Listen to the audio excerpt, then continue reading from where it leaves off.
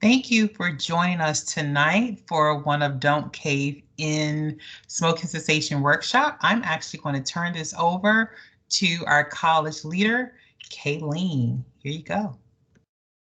Awesome. Good afternoon, everyone. I hope you are doing well.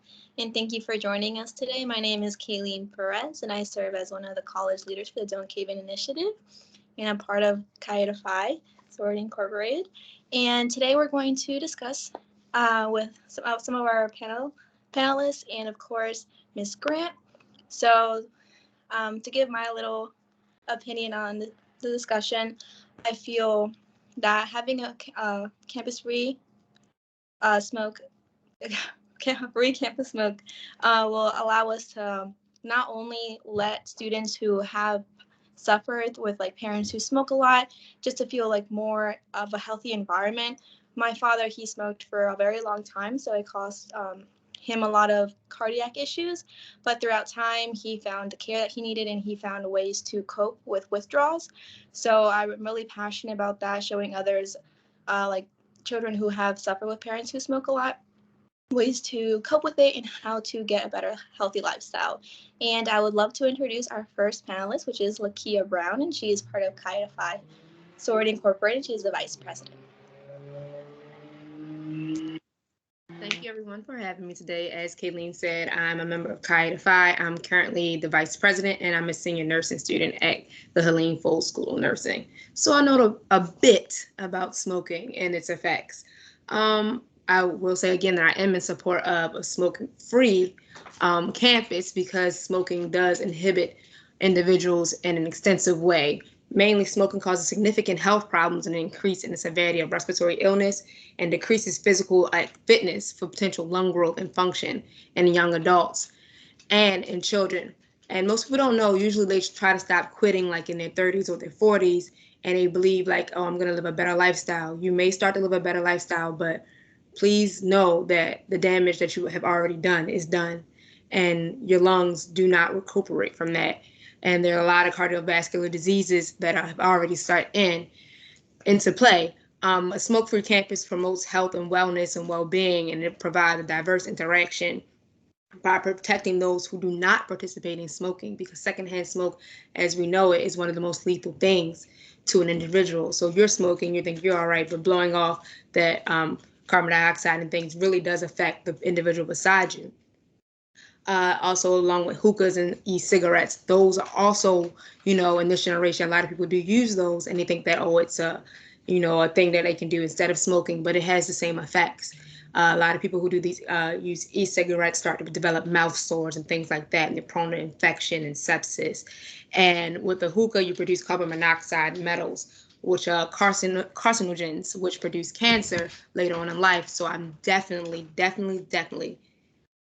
down with a smoke-free campus. And I'm sure the other panelists that have joined us, especially from the health department, will second that notion, in that we need a smoke-free campus to promote a healthy lifestyle for Coppin students.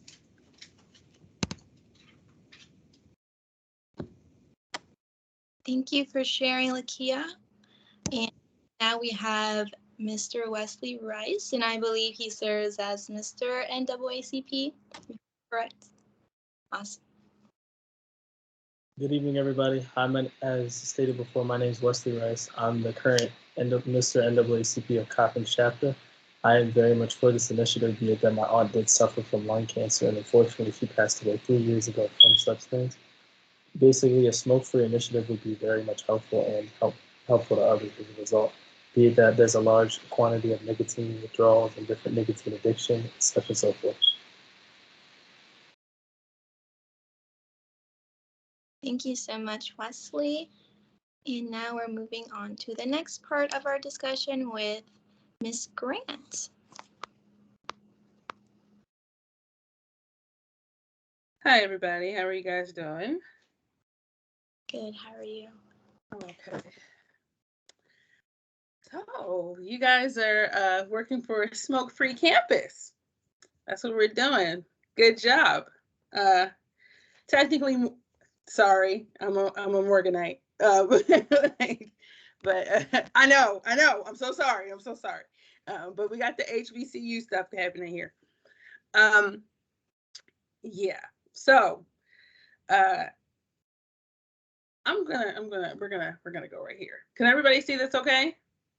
Big enough for everyone? Okay. All right, so we're gonna focus on secondhand smoke here, right? So particularly on campus for people, let's just say, who don't smoke, right? So you're walking through, somebody smoke, you're sitting next to somebody in class who has smoked, right? That doesn't go away. We all sit there, we smell that. Like, the smokers don't tend to necessarily smell it on their own. It's usually the non-smokers around them who tend to smell that. And so if you read this, you just see what kind of impact this has, not only on the person and their health, but also environmentally. I'm not sure, how into that people are, but you see the waterways and ground soil, right? So you have to think microplastics that are in the cigarettes, okay? So people are throwing cigarettes away. Some of them make it to the trash can, some of them do not. The ones that are on the ground break down, gets into our waterways. So, Baltimore is a seafood space. So that's all, everything that's in the water is now being impacted. All of our plants all being impacted. So vaping, along with the cigarette smoke, has become a thing. And the hookah, you guys mentioned the hookah. Smoking hookah for an hour equates to about smoking 100 cigarettes. Okay.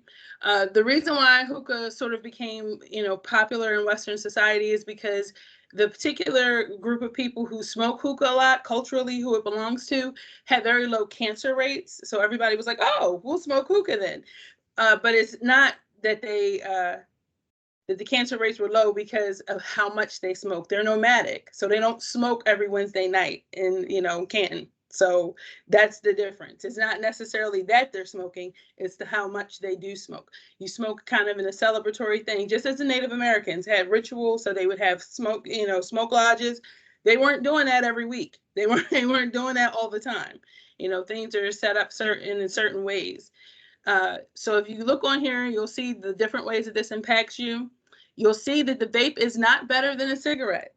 You'll see that on here. Also with vapes, you have to keep in mind that those are metals from that machinery that you're also introducing into your body. There's actually a whole lot of lead. When they started breaking down the smoke, there's a whole bunch more lead that's in there on the other end. So once it goes through everything and you're inhaling. Any questions about that? Anything you saw on there? Probably not. I think all of you probably knew all of that already. This is something that we go through when we're trying to get people to stop smoking. So we're talking about the change model, right? So we go through this, we talk about just the different stages that people are in. Smoking is extremely addictive. People have said to me that it is harder than trying to get off of some other illicit drugs. You just have to take people through the process so that they understand. We go through this all the time. Relapse is always listed on mine because it is a reality. People don't necessarily like to see that, but the truth is it's something that happens. And the reason why you want to state it is because you want to give them a reason to see that they are not that far back. So if they relapse, you are now moving with more information because you've already been through this cycle before. So you are moving with more knowledge than you were when you started. So it's okay to just restart and to get up the next day or the next week and get yourself back to where you need to be, back into the plan of action.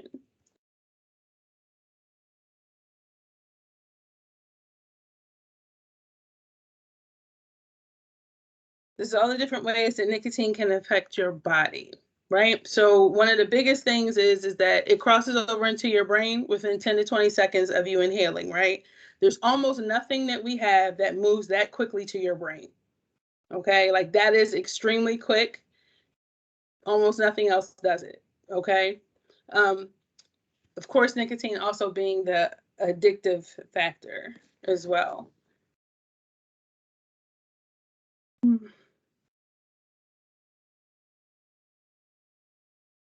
First cigarette of the day. Does anybody know why that one isn't so important? No? No one knows or no one wants to talk to me? I'm going to say that no one wants to talk to me. Oh, I'm not sure why. I would love to hear why. So because it sets your limit for the day, right? So the earlier that you're smoking a cigarette, the more cigarettes you're going to smoke through the day, because you have to maintain your tolerance, right? Because if you don't, then you start to go through withdrawal.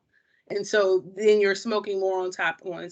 So for instance, some of you are too young to know this, but at a time we could smoke in the clubs in Baltimore. Okay, there was a time in our lives where you could do that, right?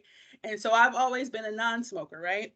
But I'm a person who goes in the secondhand smoke. I used to have really long hair, so it sits in my hair. So I've gotten dressed to go to the club, right? And now I have to go home and do everything all over because now I smell like smoke that I don't smoke, right?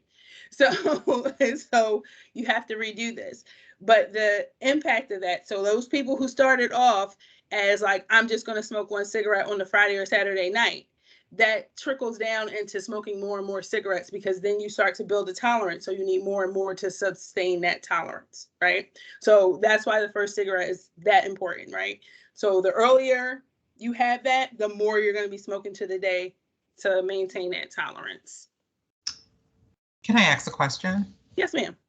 Most of the people who smoke, do they usually start smoking in the morning, or is there a certain time? What have you noticed? So for people who are everyday smokers, most of the time, yes, they absolutely start smoking in the morning. The reason why they start smoking in the morning is because you have slept, your body has tried to clear stuff out of itself, you've gotten up and you've peed, and there's no more nicotine in your system. So your body is like, ugh, give me my nicotine. So there are people that I know that smoke before they brush their teeth, right? Because you need to get that nicotine fix back. That's what it's calling for.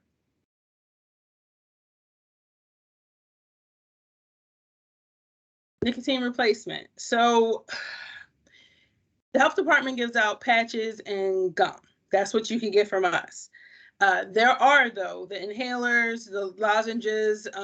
There's medication that you can get. There's other things that you can get to help you with that. But all those other things, you need to be under a doctor's care. You cannot just have a nasal spray for nicotine. You need to be under a doctor's care.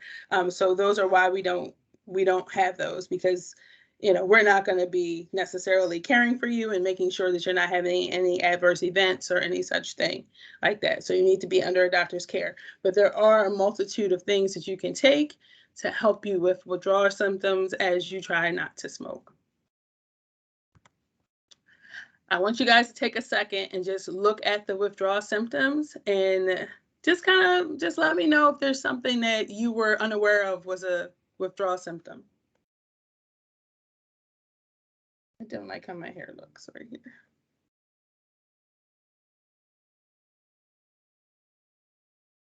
Anything that anyone's surprised by? Stomach pain and constipation. And Constipation is a big one people didn't realize was part of withdrawal symptoms. Yeah. gas. Oh my God. And this due because your body it needs it. It's craved. It has adopted a habit of it. Right. And so as you withdraw, these are the different changes your body is making, trying to normalize itself again. Yes. Nasal. Oh my God. Is anyone not surprised by depressed mood? I'm not surprised. Y'all weren't surprised? Okay. I'm not surprised by any of these. Again, nursing student, but Okay. these are all normal, because a lot of times when people come in with withdrawals and things, they mirror heart attacks. So you have to know what substances you're using, how long you've been using, things like that, because any of these, and most people don't know that withdrawal can throw you into death if you're not under a doctor's care. And there's so many things that start to happen with your body and you don't realize it. Yes. Because you're not taught to know what those are. Right. So chest tightness is the one, when I teach classes, that's the only one that I'm like, you go somewhere. You go somewhere and let somebody else tell you that is just a withdrawal symptom, because, you can't come back from that. If you're a little constipated, the prune juice didn't exactly work, okay. Chest tightness is the only one we do not play with. You need to go and let somebody else tell you that it's not a heart attack. Let somebody who actually knows, whose job that is. Yeah. Moving fast in here. So Is everybody like nursing students, public health? No? Well, you have allied health students, nursing students. Y'all take y'all mics off. We about to have a conversation. Okay. Yeah. Let's go. All right. So if my goal is to stop smoking, right?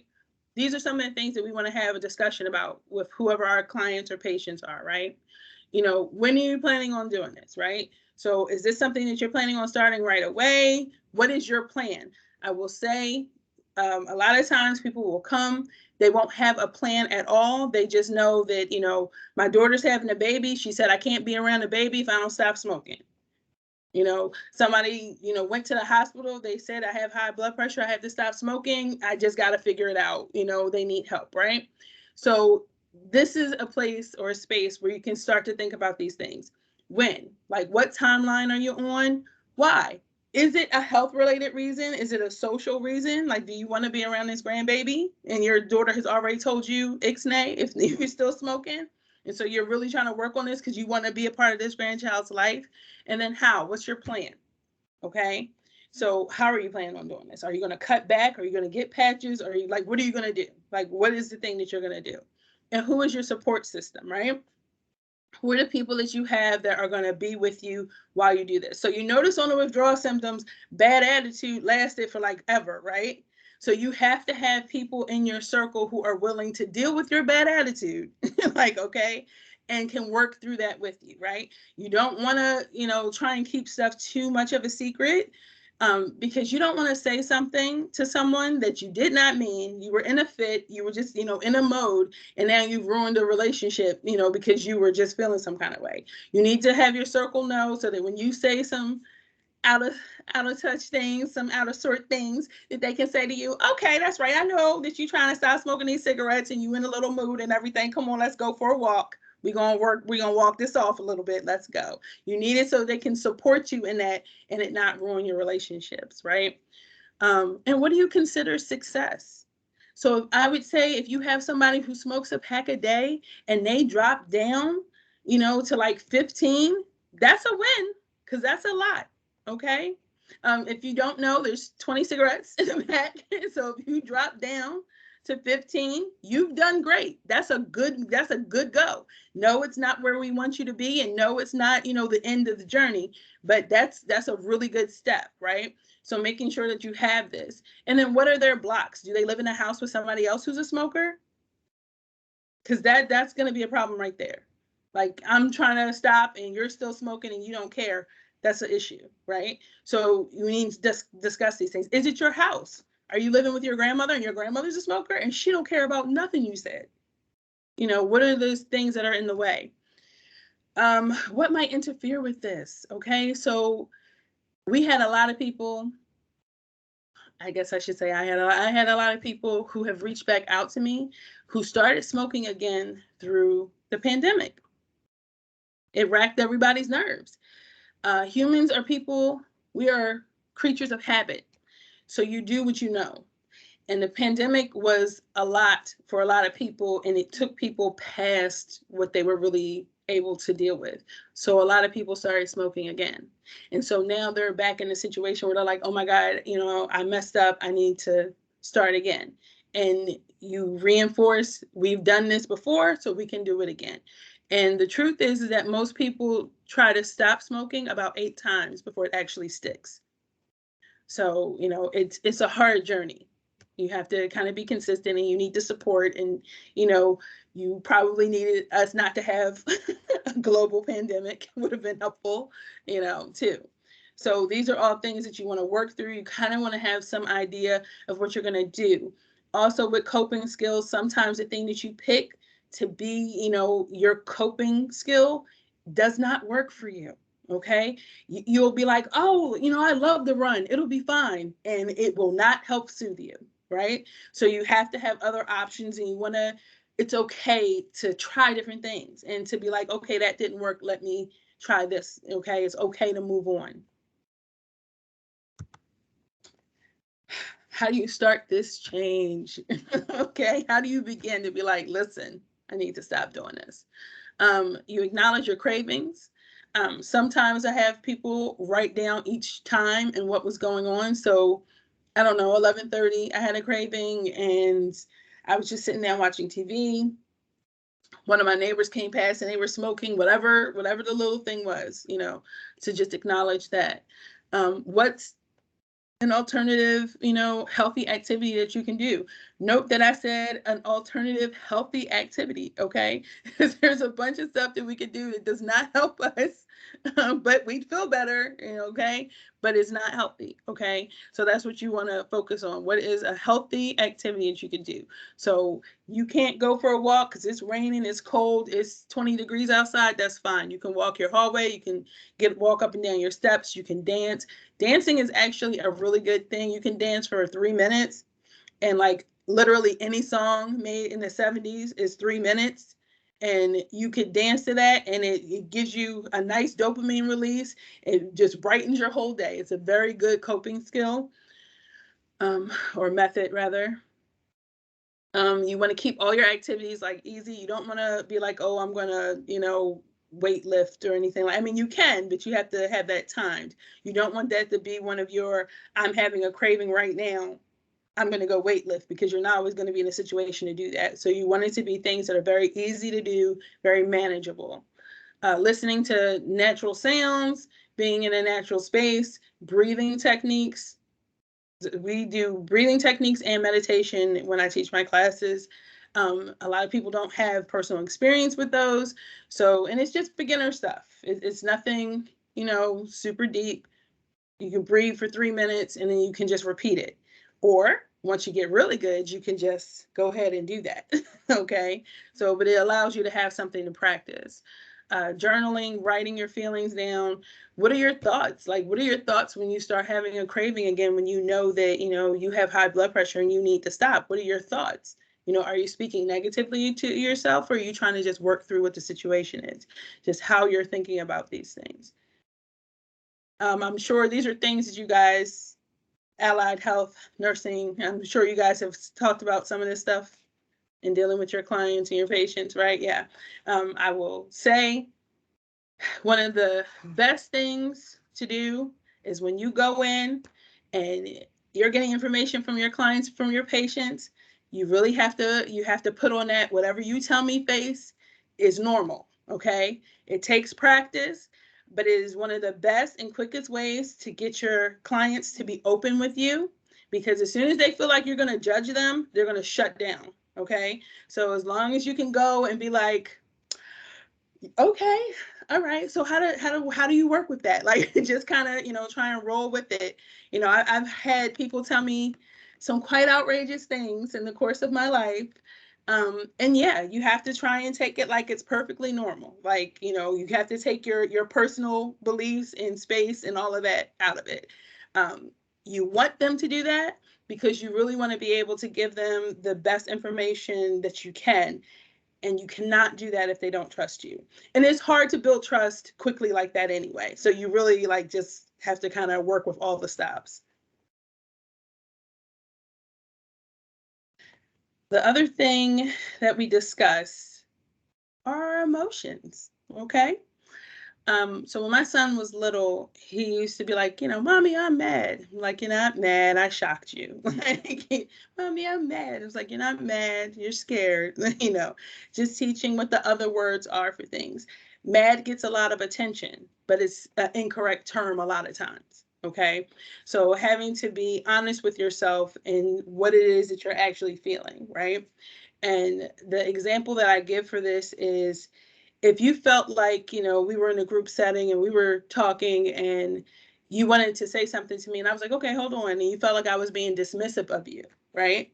And you come up to me afterwards and you're like, you know, I'm mad, you know, you did this thing I didn't like. And I say, okay, we'll discuss it. Do me a favor, take a walk for a minute and then come back to me so we can have a rational conversation. Well, what did I just do? Y'all not going to talk to me for real, huh? I doubled down on you feeling dismissive, right? Because I just told you go take a walk after you already felt like I was dismissive of you the first time. Mad was the incorrect word. You should have said, I felt like you weren't listening to me. And then I could have said, wait a second, tell me what it is that I didn't hear. So it's important for us to use the correct terminology when we're speaking to people and to hear what they're saying to us, right? So again, somebody that you don't know comes in the office and tells you that they're mad. Okay, babe, what are you mad about? You might not want to call them babe. I'm just old. But like, what are you mad about, right? And does this even have anything to do with you? Like, are they just mad and they just need to vent? Or are they mad because something that you did or something you can help them with? Like, just listening to see what it is. So it's extremely important, where we are on this wheel. Like, the person could just be tired. It could have been a lot of stuff they went through personally, and they finally got here, and the people at the front did not care because they was in the mood because the patient who was there before said such and such and such, and so she told him, go sit down. So now everybody mad, right? Like, everybody mad, okay? So just listening to what they have to say is just important, so we can really decide, are we addressing the correct thing? Are we addressing the thing that we need to? The job is always to like make everybody feel good, give everybody the best information, and like to keep it on a good foot, right? And keep it going. So it's an important thing. I'm saying that in reference to clients and patients, but also you, especially going into the public health arena, you have to know when you need a break. Have to know when you need a break. Some days you really do, and you need to schedule them in. I am always off a week of my birthday. I don't care what happens. I'm always off the week of my birthday. I have worked in public health for 20 years. It took me 10 to realize I needed to be off the week of my birthday. Okay, always gone. So you need to schedule in those times for you to have mental breaks, because you too will be emotional. And that can conflict with some things that might happen in your clinics or in your hospitals or wherever you're at, okay? So you need to keep a track of your mental wellness as well. Oh wait, adding on, just a tidbit. I learned this from one of my psychology classes. It's called sensory overload, when like a lot of stuff are just overwhelming you all at once. Right. Yes. Exactly. So, like I said, schedule yourself in some relaxation time. That way you'll have something to also look forward to. Our heavy time is usually from about April until about October. My birthday's in October. I always can. I can do it all. During the summer, I can do it. You know why? Because I know the second week of October, I ain't there. I ain't gonna be there. I can be just as nice and wonderful to everybody because the second week of October is coming.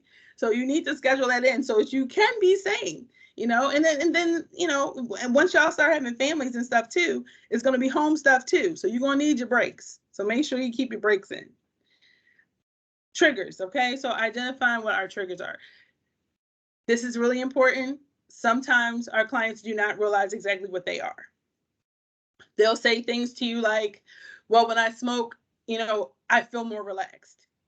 Okay, so stress, but like what's causing you to feel stressed, right? Like what's going on with that? Sometimes it's people's commute. If I got to take 3 buses to work every day and 3 buses back home every day, that's annoying, right? That's annoying, if you have to go pick up a kid from basketball, another kid from dance, another kid from the library, you got to get them home, you got to fix them dinner, and I'll go outside, smoke my cigarette. It relaxes me. So you have to figure out exactly what these stressors are. This is important for us figuring out what your coping skills are for them, right?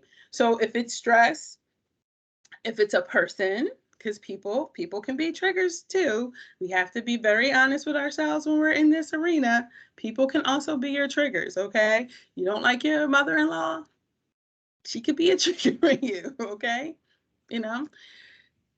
You don't like your boyfriend's baby mama and she got to come drop the kid off all the time, she could be a trigger for you, right? Like we have to be, honest in where we are with it, okay? Places. All of us have some stuff that we don't like, things happen, right? So certain places can be triggers, right? Things, ashtrays, thoughts, this idea that you've had to do this multiple times, so I'm weak, right? That it can be a trigger for people. And just because you have to do something over again does not mean that you're weak. It means that you're in a learning spiral. That's what it is, okay? You're in a learning spiral. And once you learn everything you need to learn, you'll be out of it.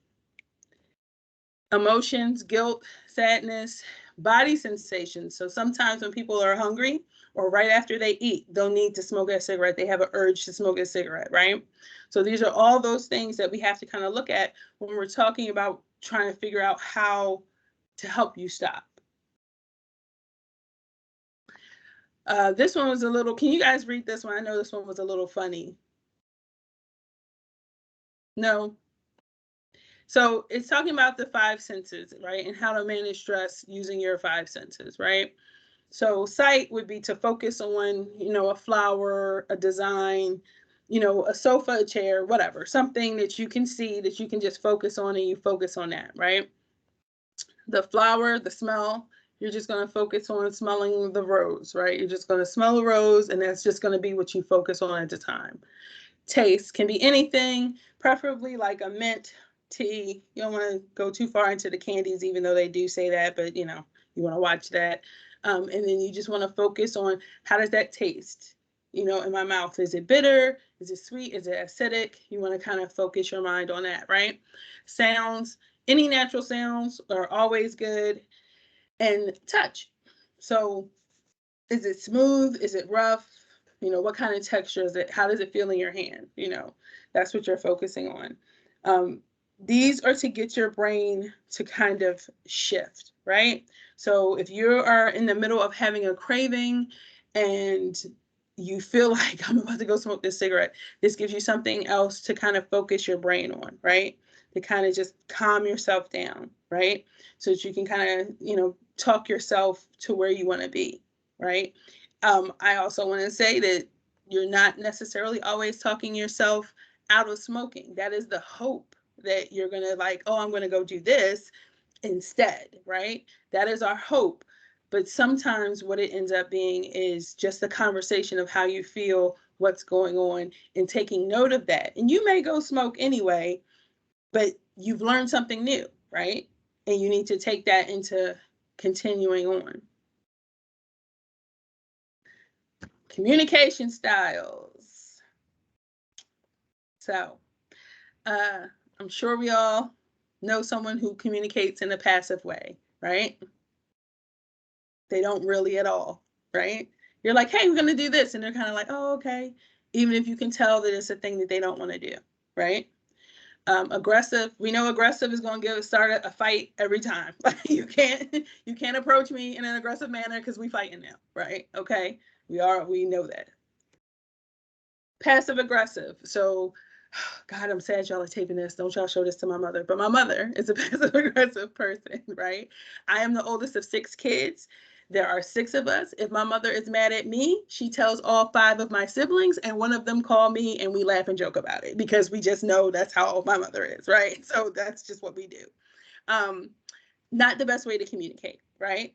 Because you've now told people, but you ain't tell the person you needed to tell. And now you have included people who probably did not need to be involved in the first place, right? Not the best way to communicate at all, right? It's a joke in my family, nothing too much it's not nothing too deep, it's just how she is. And we laugh, we think it's funny. We're all grown now, don't nobody live with her, it's fine. We're okay. But that's not a healthy way to communicate what your issue is. Assertive is what you're going for, right? So you want to be able to be direct, polite, and this is what it is. This is what I do not like.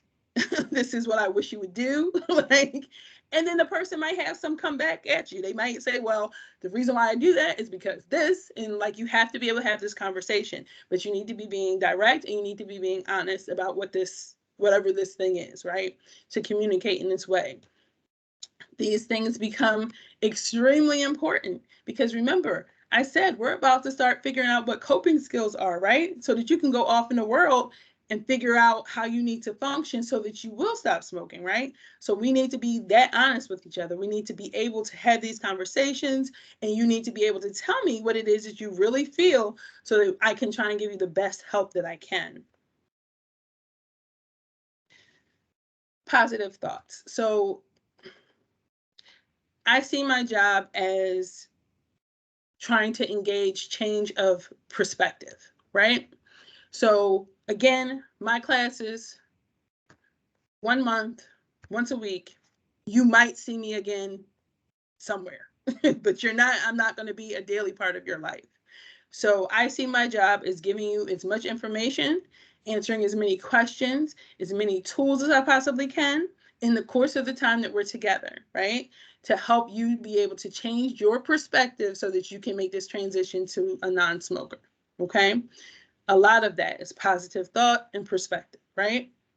That's what this is that we're really working with, right? So you feel like I need to stop smoking. I have a health issue. That is your reasoning, right? So the perspective is, hey, if you can cut down 2 cigarettes a week, eventually you'll get to 0, right? And a lot of times, people kind of want to do something, all or nothing. Life isn't all or nothing, right? Sometimes you just have to work at something, right? So you want to go. Two is really good. People don't see 2 as good, but 2 is really good. It's really good.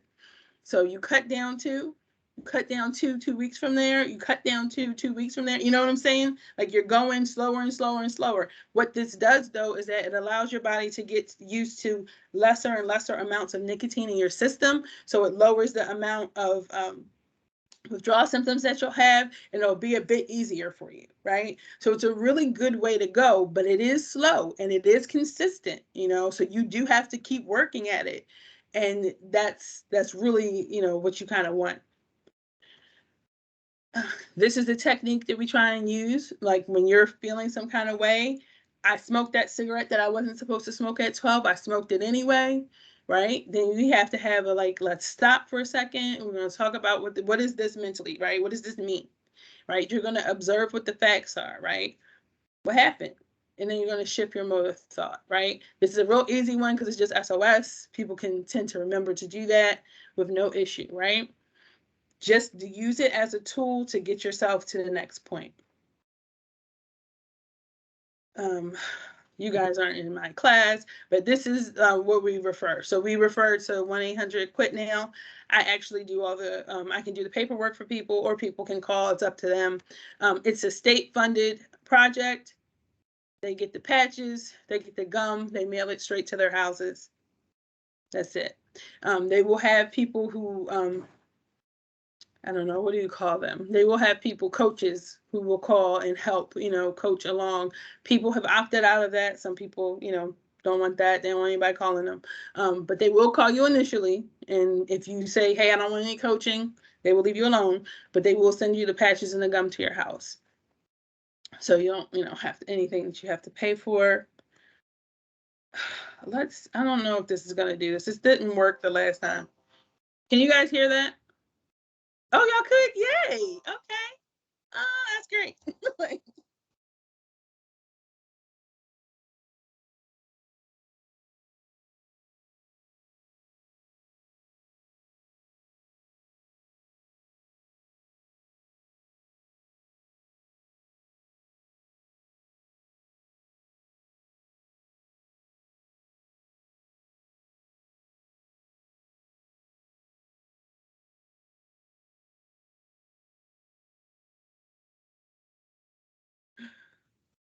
Sorry, I pushed something.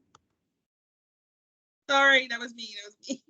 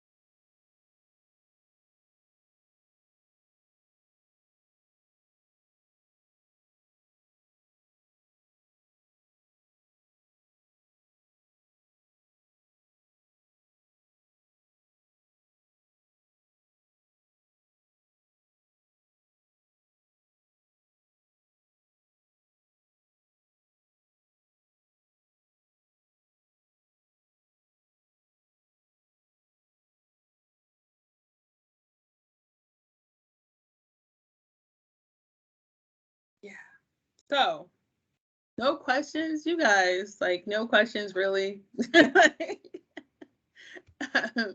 I'm way more used to having more questions or something. Anything? Nothing? Nothing? We can also take questions from the audience as well. While we're waiting for people to either raise their hand or type their question in the chat, I would love to talk about the emotional wheel. I mean, I think that could work anywhere. That's something that we probably need to take a picture of that and just kind of have it in our phones, because our emotions are, it's amazing how we think we feel one way, but we're using the wrong word. So I found that pretty valuable. Yeah, that is a thing. We all kind of do it. It happens, but it's a thing that we do need to be very aware of, especially in trying to build relationships, particularly with patients. Because it's a thing, and then we all have whatever happened to us in the course of the day before that person got in front of us. So it's a really important thing to focus on. And then as a person that is trying to make a change in their lives, it's really important that you are honest with yourself. And it's, we all assume we're all being honest with ourselves, but there's some stuff we're not really confronting. And it's okay. It's what we do. It's part of the journey, right? But this will help be a little bit more direct and a little bit more truthful, can get you a little bit further, because we're working on the right thing. So yeah, but I agree. I actually saw I want to say I was in Whole Foods, but I'm not sure. They had a little magnet to go in your refrigerator of the emotional wheel. And I started to get that, but then I was like, I got so many copies of it as I give it out. I was like, yeah. To expound on that, though, the emotional wheel, when you said dealing with patients, like when we go out here and we deal with patients, we have to be cognizant that a lot of times people use the wrong word. And we have to also be cognizant of that we got to make sure that we're not judging these people that we're helping. Because if they sense that, automatically, like you said, they're shut down, they don't want to, talk to us, and we got to be aware of our own personal bias that we have in dealing with this population. Because let's not say it's just about smoking, about some of these people are drug users and things like that. We got to think about this person and this whole entity, about what are they coming from, what did they go through before they got here to us. And a lot of times we forget that, we negate those types of things. But being that we are health science majors, we are nursing majors, bio majors that are going to be doctors, we have to be aware of where we stand when we go out here to help these people. That's very important. And I would suggest that you all keep in mind that if you see someone in clinic, someone has come from somewhere else to see you in clinic, right? In an office format or wherever, they have already taken a step, right? Because they could have not showed up, they could have not called, they could have not done that. So once they get there, that's already them taking a step. So you have to try and just, try and be as open. And I know, I can't even tell you guys how much I know y'all are about to hear some crazy stuff, okay? But you really, really, okay, as much as you can to try and open yourself up to just accepting what the information is, because it'll help build such a better rapport with them. And yes, you're probably gonna go close the door and be like, and it's okay for you to do that in private, just not not in front of the patients. But it'll help them open up to you if they feel like they can truly tell you the truth, and you're not going to bring them any of your personal baggage to it. You can really help people a lot quicker. I don't want to say quicker, but better, than you can if we take all of our personal stuff with us. All right, so I tried. So no questions, really? No, I do. I'm sorry. I do have a question. One of the myths is about light cigarettes or cigarettes that are less risky. Is there a such thing as a less risky or light cigarette, even though we see those on the box? No, no, there is no such thing as a less risky cigarette. If you're smoking, you're smoking. So the example I try to give so people understand, because you're going to see cigarettes that say that, and they're going to be like, oh, you lied because it says that. Yeah, no. So if you were in a house fire, right, what is the first thing they do when they get you outside of the fire? Come on, somebody. Oxygen. Oxygen. Why do they give you oxygen? Because you have smoke inhalation. Clear your lungs. Exactly. Mm. So no smoke that you put in your lungs is good for you. Okay? None. Just none. Like, so that is my example grande. That is it. Like anytime, any smoke, house fire, they're gonna clear out your lungs. That's just it. That's it. Thank you. I also asked that question too, as you mentioned hookah earlier in the. Yes. Mhm. Yeah, same thing. And especially with the hookah, because the hookah is a little bit deceptive because people think that it's better. But mind you, smoking that for an hour is like smoking 100 cigarettes. You would never sit down and smoke 100 cigarettes. Not in one sitting, not never. It would never happen. You'd be like, oh, that's a lot, like, right? So you have to keep that in mind. And again, like culturally, that doesn't belong to us. Like, so, you have to pay attention to how people actually use it in the culture where it's from. Is extremely important when we start picking things that we want. Thank you. I saw Wes Rice had his hand up. Yeah, I had a question because, well, recently there was somebody that I knew that was trying to get off of cigarettes, and as a result, they told me about certain supplements they took. So, would you recommend any form of herb or supplement that could help them more so come down and come off these type of drugs or type things like that? So the health department does not back anything in particular. So the health department, no. What I can tell you as a student of life is that there are supposedly things that will help you with that. I will say what I am a believer in is that if you read about it and there's no adverse events, for you, like you find enough proof and it seems to be working for you, I'm not opposed to you doing that. But what I will tell you is that there's probably not a study to back it up for you. Like, so it's going to have to be your own personal, I'm taking this chance. I'm not saying that it's maybe not a good chance to take. Like, I drink lemon water. Nobody has said to me that's the best thing to help you drink. Okay. But I do. So, depending on, I would say, what the risks are, like truly, researching what it is that you're trying to do or what they're trying to do. I would absolutely look at that. And then you have to balance the risk. I will tell you now, there's not going to be, at least that I'm aware of, there's not anyone that's going to say, oh, yes, you can, cinnamon will help you with that. Like, I don't know of any studies or anything that support that. But again, like I said, if you do your research, I definitely would do my research on that. That is do your research, please. And when you get your first adverse effect, if you get any, please stop. Don't be like, oh, it was just that one time. Don't do that. Okay. Just like, please be like, oh, my body said no, and let me. Okay. I have a question about cloves, unless you already talked about that. Did you talk about cloves? Talk about just smoke on cloves, you mean? Or cloves like no, the cloves. spice? Like, yeah. Because when you said cinnamon, I was like, oh, some people do smoke cloves.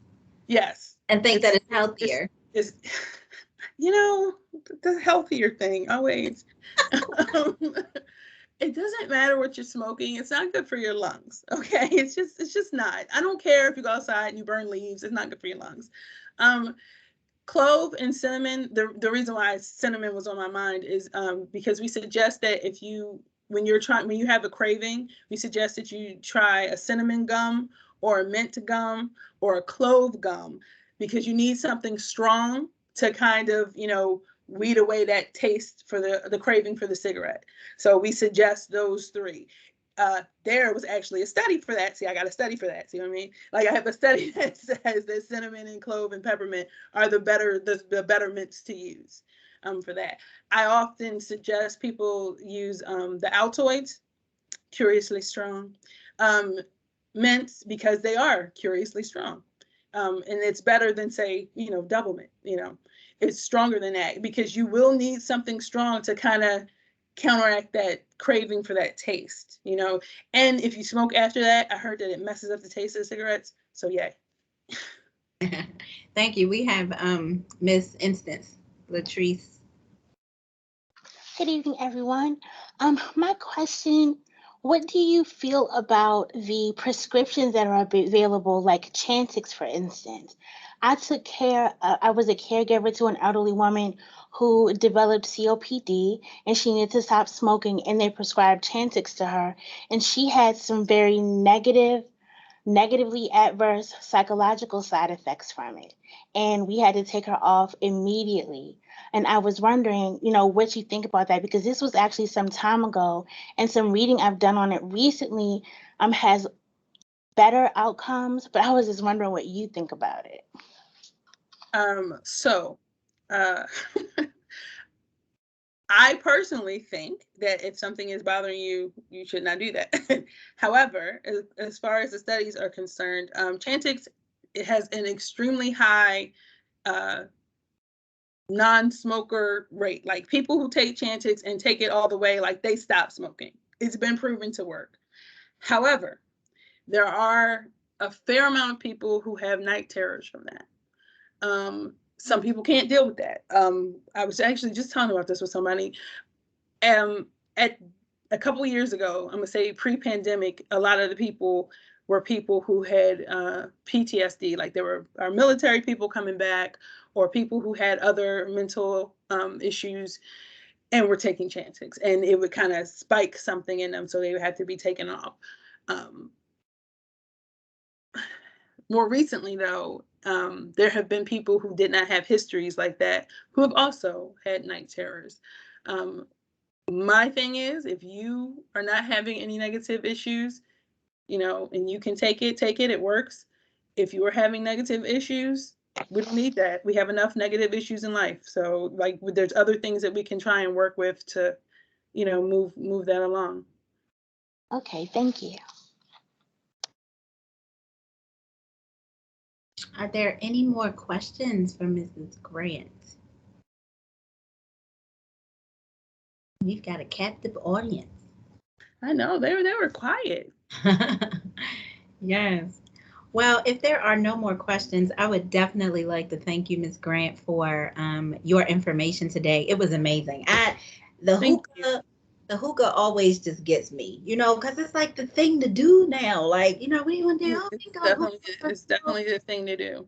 Yeah. It's 100 cigarettes an hour. But who really smokes hookah for an hour? I don't know. Well, the hour is broken up. It's usually not one person, right. Even though I've heard tales, but because people are now purchasing their own hookahs now. They're purchasing, so they have them in their house. So but I often wonder how much of the intrigue with the hookah is just because it's a social thing. It's like having crabs and beer, you know what I mean? Yeah. Like how much of it is just that you kind of want company, you want to be doing something. And, I think that we all need to like really just evaluate, like if you just want a friend over, just get, call some people. Like we don't have to, we call a friend over, we got to have food. So there's the exactly. Like we're gonna drink. Exactly.